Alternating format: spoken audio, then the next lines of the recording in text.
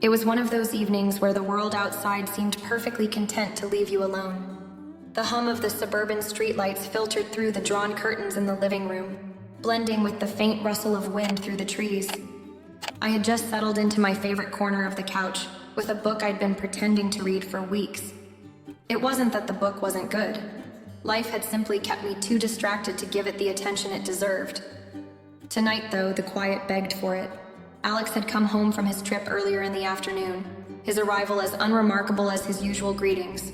A short hey and a nod before disappearing upstairs with his duffel bag. He wasn't the talkative type, and I'd come to accept that over the past year. At 18, he was firmly in the stage of life where his privacy was his fortress, and I respected that. Still, something about him seemed off tonight. Normally, he'd emerge for dinner or at least a late-night snack raid. Instead, the house stayed eerily silent. Maybe it was the emptiness of the house that made the silence feel heavier than usual. My husband, Mark, had left early that morning for a business trip, and his absence was like an empty frame on the wall.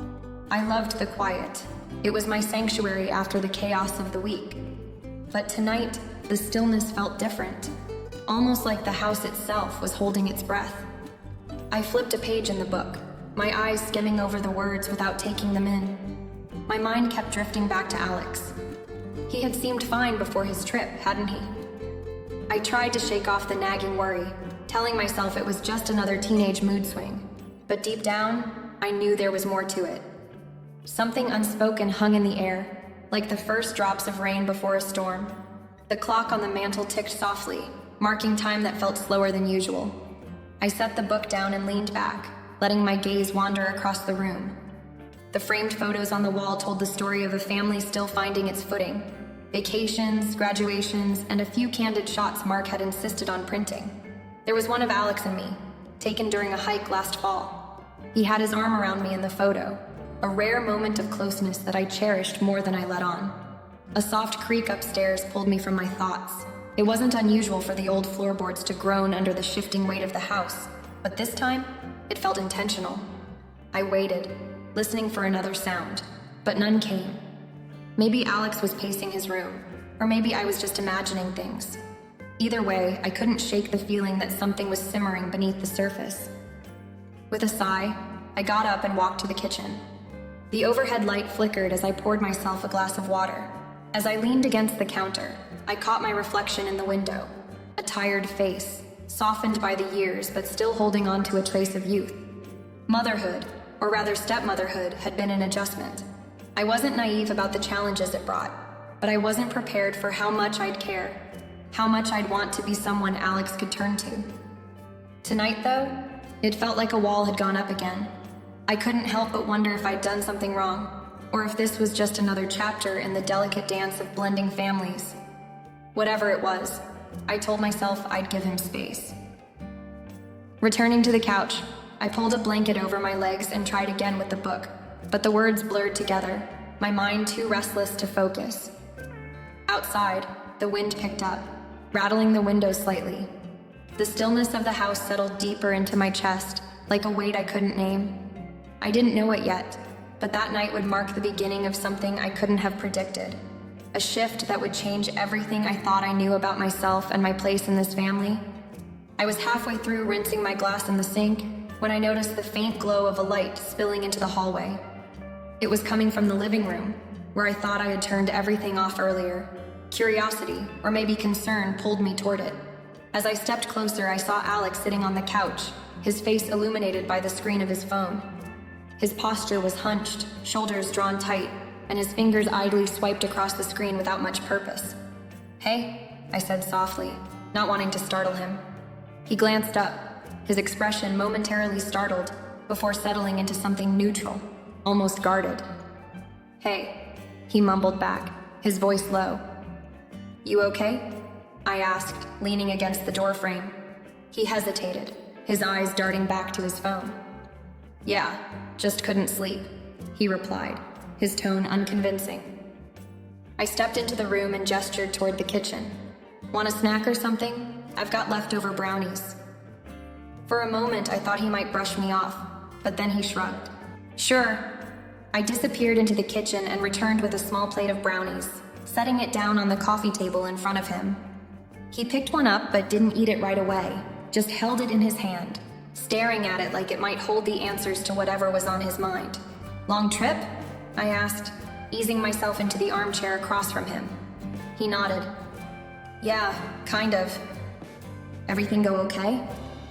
"Yeah," he said again, but this time the word came out clipped, like he was cutting the conversation short. I could have left it at that. Maybe I should have. But something about the way he sat there, so still and quiet, didn't sit right with me. I leaned forward, resting my elbows on my knees. "You know, you don't have to talk if you don't want to, but I'm here if you do."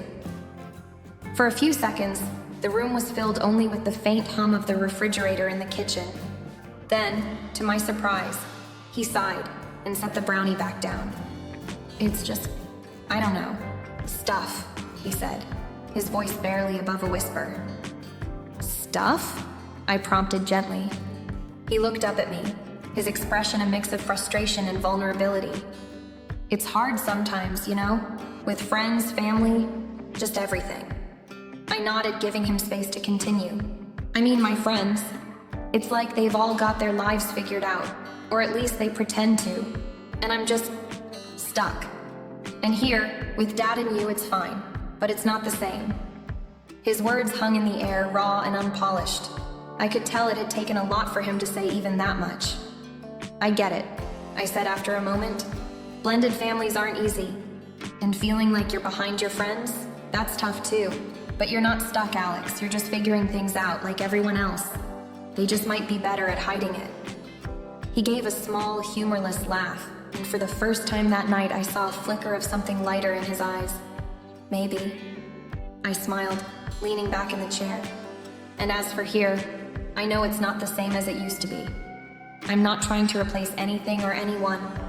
I just want you to know you matter, to your dad and to me." He didn't say anything, but the tightness in his posture seemed to ease a little. He reached for the brownie again, this time actually taking a bite. We sat there in companionable silence for a while, the unspoken tension in the room beginning to dissolve.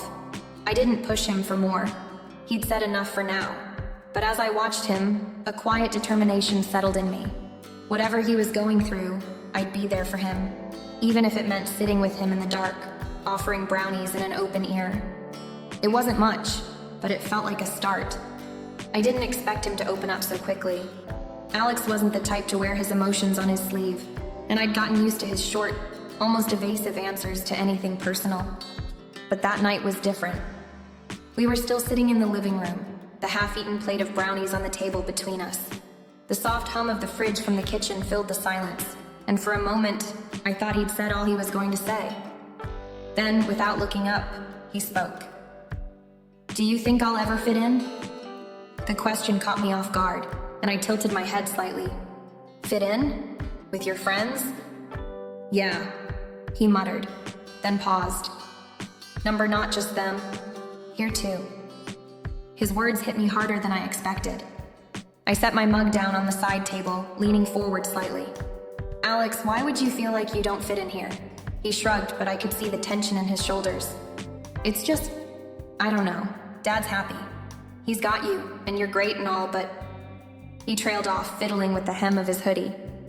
"But?" I prompted gently, keeping my voice low. "I feel like a guest in my own house," he admitted. "Like I don't belong here anymore. I mean, I try to be okay with everything. Dad deserves to be happy, but it's not the same."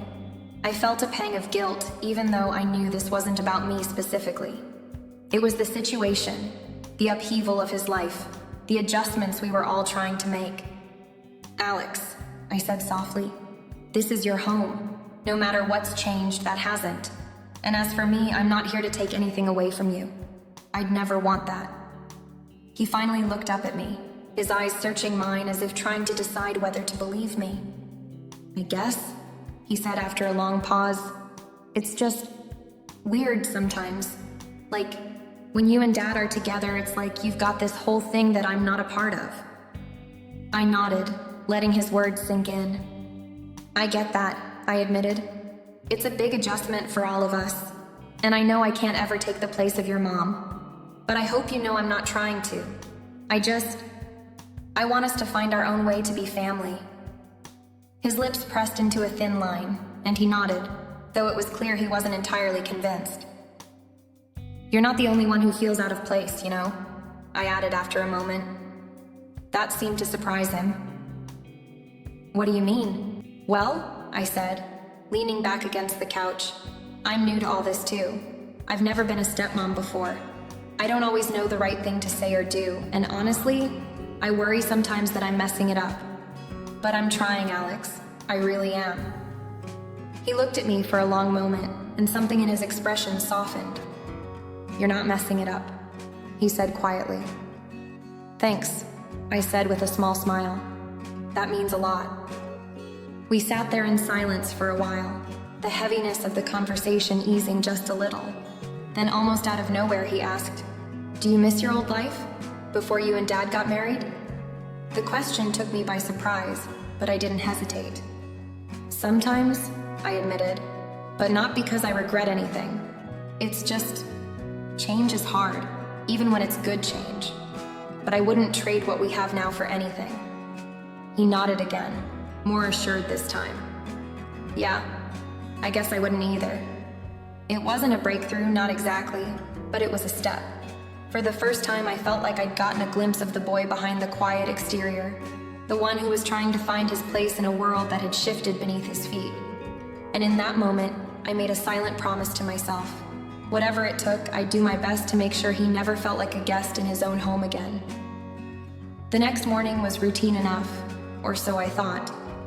I was straightening up the living room, folding a throw blanket over the back of the couch, when I heard Alex's footsteps upstairs. The sound carried down the hallway as he came toward the stairs. "Hey, Alex, don't forget to grab your laundry," I called over my shoulder, not looking up. "Got it," he replied casually. His voice sounded closer than I expected, and before I could fully turn around, I heard the creak of the hallway door behind me. I hadn't realized until it was too late. I'd been in the middle of changing. The t-shirt I was about to put on was still in my hands, leaving me standing there in nothing but a plain bra and jeans. "Whoa! Sorry, I didn't mean to." His voice trailed off as we both froze. I turned toward him instinctively, and for a split second our eyes met. His face turned crimson, and he quickly averted his gaze, stepping back into the hallway and shutting the door behind him with a thud. Sorry, I didn't know, I wasn't trying to..." His muffled voice stammered from the other side of the door. "It's fine, Alex," I called out, my voice steady, though my heart was racing. "I should have locked the door. It's no big deal." The house fell silent again as he retreated upstairs, his hurried footsteps growing faint. I stood there for a moment, pulling the t-shirt over my head, trying to shake the strange feeling the incident had left behind. It wasn't embarrassment, at least not the kind I might have expected.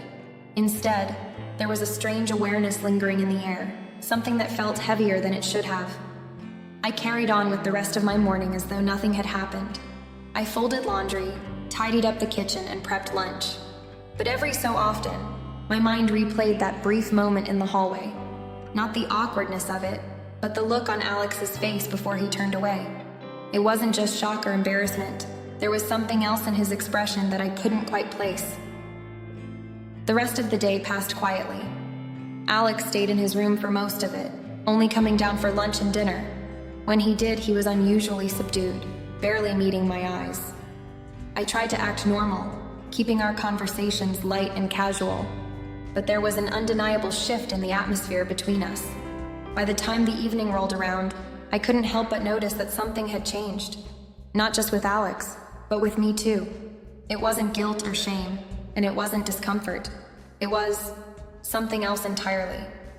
The days that followed felt deceptively ordinary, but I couldn't shake the subtle changes in how Alex and I interacted. It wasn't anything overt, just little things, like the way his gaze seemed to linger a second longer when I spoke to him, or how he always found a reason to be around me when he could have easily stayed upstairs in his room. At first, I convinced myself it was just in my head. He was my stepson, after all, still finding his place in this new family dynamic. Of course he might gravitate toward me. It made sense to build a connection with me since I was married to his dad now. But as the days went on, The air between us carried an almost imperceptible tension, something neither of us acknowledged but couldn't entirely ignore. One evening, I noticed him sitting at the kitchen counter while I cooked dinner, scrolling idly on his phone. He usually only passed through to grab a snack or water, but now he seemed content to linger. "What's got you so interested down here?" I asked with a teasing smile, chopping vegetables. He shrugged, glancing up briefly. "Just figured I'd hang out. Dad's still at work, right?"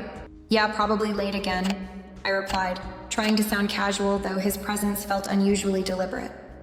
We fell into an easy rhythm, talking about small things. His classes, a funny video he'd seen online, the weather. It was comfortable, but there was a certain weight to the conversation, like neither of us was willing to venture too deep. Later that night, as I curled up on the couch with a book, I noticed Alex sitting at the far end of the room, watching TV. Normally, he'd retreat to his room after dinner, but now it seemed he wanted to share the space. It wasn't unwelcome, but it was noticeable. I tried to focus on my book, but my attention kept drifting. I found myself hyper-aware of his movements, how he shifted in his seat, the occasional glance he cast in my direction. When our eyes met briefly, he offered a shy smile before turning back to the screen. What was I even thinking? I scolded myself silently. He's just trying to connect. It's normal. But was it? The most unsettling part wasn't Alex's behavior. It was my own. I couldn't ignore the warmth I felt when he sought me out, the way I looked forward to our small interactions. I told myself it was the maternal instinct kicking in, the desire to bridge the gap and make him feel at home. And yet, there was a part of me that wondered if I was lying to myself. By the time the weekend came around, I'd grown accustomed to his quiet presence, though the underlying tension hadn't diminished. It was as if we were both tiptoeing around something unspoken, something neither of us was ready or willing to confront. That night, as I turned off the lights and headed upstairs, I paused outside Alex's room. The door was slightly ajar, and I could see the glow of his bedside lamp. I thought about knocking, asking if he needed anything, but I hesitated. Instead, I turned away, retreating to my own room and shutting the door behind me. Whatever this was, whatever it was becoming, I needed to keep it under control. But as I lay in bed, staring at the ceiling, I couldn't help but feel that something had shifted between us, and there was no going back to the way things had been before. The storm rolled in suddenly that evening, catching me off guard as the rain began to lash against the windows, and the low, distant rumbles of thunder grew louder. I had always found storms oddly comforting, but this one carried an unusual weight, as though the air itself was charged with something more than electricity. When the lights flickered and then went out completely, I sighed, setting aside the book I had been reading. The silence that followed was unsettling, broken only by the steady rhythm of the rain and the occasional crack of thunder. I fumbled for the drawer in the kitchen where we kept the candles, eventually finding a few half-burned ones and a lighter. Lighting them one by one, I placed them around the living room, the warm glow casting dancing shadows that seemed to breathe life into the stillness. I had just settled into the couch, pulling a blanket over my legs, when I heard footsteps on the stairs. Alex appeared at the bottom, his phone in hand, its dim screen the only source of modern light. He looked frustrated, though not entirely surprised. "Wi-Fi's out," he muttered, dropping onto the arm of the couch. "Of course it is," I replied with a small laugh, holding up the flashlight I'd grabbed earlier. "Looks like we're going old school tonight." He glanced at the flickering candles and then back at me. "Guess I can't watch anything upstairs. What's the plan then?" "Plan?" I echoed. "Well, unless you're into shadow puppets or playing 20 questions, I'm just going to sit here and wait for the power to come back. You're welcome to join me."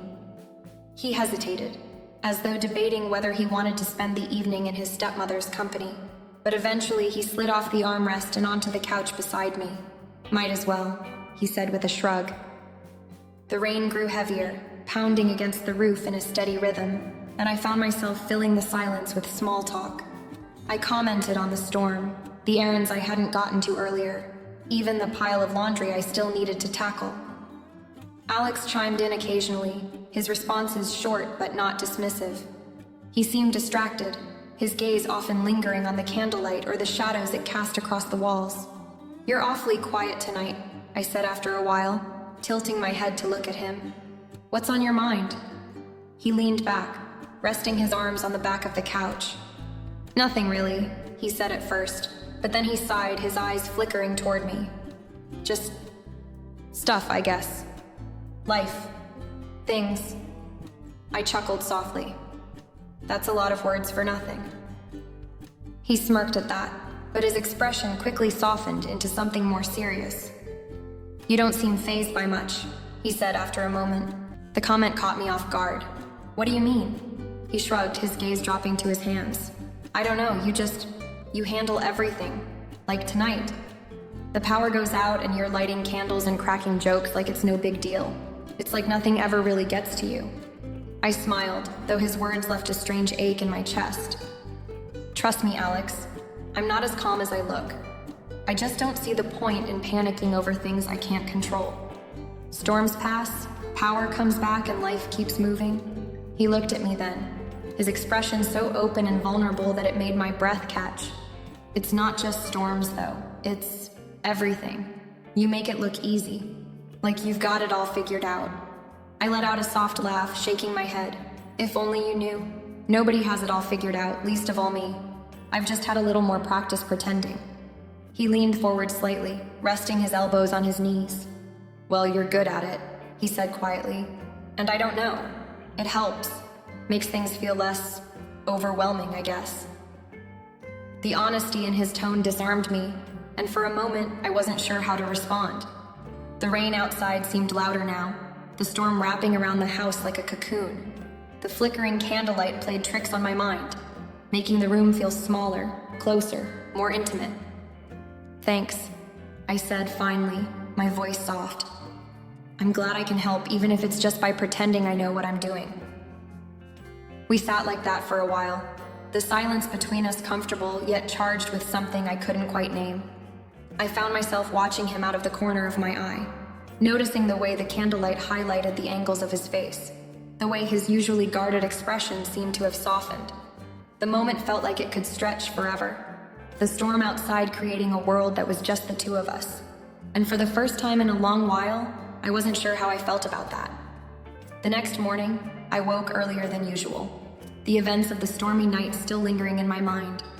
The air in the house felt different, still and quiet, as if the world itself was catching its breath. I slipped out of bed, pulling on a robe, and padded downstairs to the kitchen. The sunlight streaming through the windows was soft, golden, the kind of light that made everything feel momentarily at peace. I busied myself with the morning routine, grateful for the distraction. Cracking eggs, whisking them in a bowl, slicing fresh fruit. Each task gave me a sense of normalcy, a way to ground myself. The rhythmic clinking of dishes and the gentle hiss of the frying pan filled the space, but my thoughts drifted. I couldn't stop replaying Alex's words from the night before, the way his voice had carried so much vulnerability, his face open in a way I hadn't seen before. I shook my head, trying to push the thoughts aside. He's just a kid, I whispered to myself, though the words felt hollow. Was he, though? He was 18 now, legally an adult. And yet, he was still my stepson, someone I'd promised myself I would protect and care for. My chest tightened at the memory of his confession, of how close we'd been sitting, the flickering candlelight casting soft shadows across his face. I was pouring coffee when I heard the faint sound of footsteps on the stairs. I didn't look up immediately, focusing instead on steadying my hands as I placed the mug on the counter. When I finally turned, Alex was standing in the doorway. His hair was tousled from sleep, his t-shirt wrinkled, and there was a softness to his expression that made my breath hitch. He looked different. Not quite the boy I'd known when I married his father, but not entirely a man either. Morning, I said, forcing my voice to sound normal, casual. Morning, he replied, his tone quiet and a little raspy. He lingered in the doorway for a moment, watching me. His gaze wasn't invasive, but it felt intentional, as though he were trying to read something in me, something I wasn't sure I wanted to reveal. Coffee's fresh, I offered, gesturing to the pot. Thanks, he said, though he made no move to pour himself a cup. Instead, he crossed the room slowly, his steps deliberate. Before I could fully comprehend what was happening, I felt his arms wrap around me from behind. It wasn't a fleeting gesture. It was firm, warm, and impossibly tender. My entire body stiffened, the spatula in my hand hovering over the frying pan as my brain tried to catch up. "Thanks," he murmured, his voice soft against my shoulder. "For what?" I asked, barely managing to get the words out. My heart was pounding, loud and insistent, and I wasn't sure if it was from surprise or something else entirely. "For listening last night," he said. "For being there. I don't know. Just for being you, I guess." His words hit me in a way I wasn't prepared for. They felt heavy with meaning, layered with something I couldn't, or didn't want to, define. I forced a small laugh, a reflexive attempt to lighten the moment. "Well, I didn't do much," I said, my voice sounding higher than usual. He pulled back slightly, his hands lingering on my arms for a fraction of a second longer than necessary, before he stepped away entirely. I turned to face him, clutching the spatula like it was the only thing tethering me to reality. Alex's eyes met mine, searching, as if he was waiting for something. An answer, a reaction, anything. The intensity in his gaze made my chest tighten again, and I had to look away, pretending to focus on the eggs sizzling in the pan. "Breakfast is almost ready," I said, the words tumbling out too quickly. "Okay," he replied, his voice steady but soft. He moved to sit at the table, his presence filling the room in a way that felt both comforting and disconcerting. As I set the plates down, I couldn't help but steal glances at him. He was eating quietly, his face relaxed, but there was an energy between us now, an unspoken understanding that neither of us had the courage or the clarity to address. I busied myself with cleaning up, scrubbing the frying pan with more force than necessary, as if I could wash away the tension that had settled over the morning. But no amount of soap or hot water could undo the shift that had occurred. The hug, his words, the way he had held me. It all felt so significant, so deeply personal. And the worst part? I wasn't sure I wanted to forget it. I knew the moment had come when I could no longer ignore the growing tension between us. The unspoken weight that had been hanging over our interactions, lingering in the air like a storm waiting to break, was impossible to avoid any longer. It wasn't just the hug from this morning, or the soft murmur of his gratitude that had unsettled me. It was everything. The way Alex had started seeking me out more often, how his presence seemed to fill the room in ways I wasn't sure how to handle. The quiet, meaningful looks he'd given me that I couldn't quite understand. I needed to address it. Later that afternoon, after the usual hum of daily chores had settled into a quiet lull, I found him sitting on the couch, absent-mindedly scrolling through his phone. He didn't look up when I entered the room, but I could feel his awareness of me, the way his posture stiffened ever so slightly, as if he knew I had something to say. I took a deep breath before sitting next to him. There was no easy way to say this, no soft way to approach the delicate subject that was weighing on my mind. But if we were to continue living under the same roof, with any semblance of normalcy, I had to confront the shift in our relationship. "Alex," I began, my voice quieter than I intended. "We need to talk." He froze for a second, his fingers stilling on the screen. Slowly, he set his phone down beside him and turned to face me, his expression unreadable. "About what?" he asked, his tone cautious, like he already knew where this was going but wasn't sure how to respond. I took another breath, steadying myself. This wasn't going to be easy. "About last night, this morning, about us, the way things have been between us lately." His eyes flickered, uncertainty clouding his features. "What do you mean?"